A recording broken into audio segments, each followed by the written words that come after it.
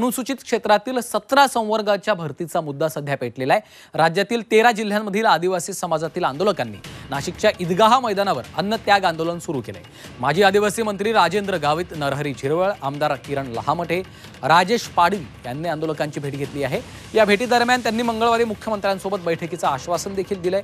मात्र आंदोलक आंदोलनावर ठाम असल्यानं तिसऱ्या दिवशी देखील हे अन्न त्याग आंदोलन सुरूच आहे।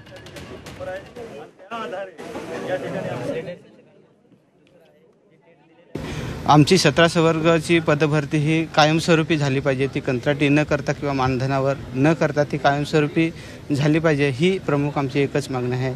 आणि आपण बघितलं तर आज खूप 10 ते 12 वर्षांनी शासन भरती करत आहे आणि कुठेतरी आदिवासींचा बॅकलॉग किंवा पालघरसारख्या ग्रामीण दुर्गम भागामध्ये शैक्षणिक आणीबाणी सुरू असताना 0 शिक्षकी शाळा आणि 1 शिक्षकी शाळांचे प्रमाण खूपच वाढलेलं आहे आणि शैक्षणिक आणीबाणी झालेले आहे। तरी कृपया करून शासनाने ही पैसा भरती निकाली काढावी आणि कायमस्वरूपी पदभरती करावी।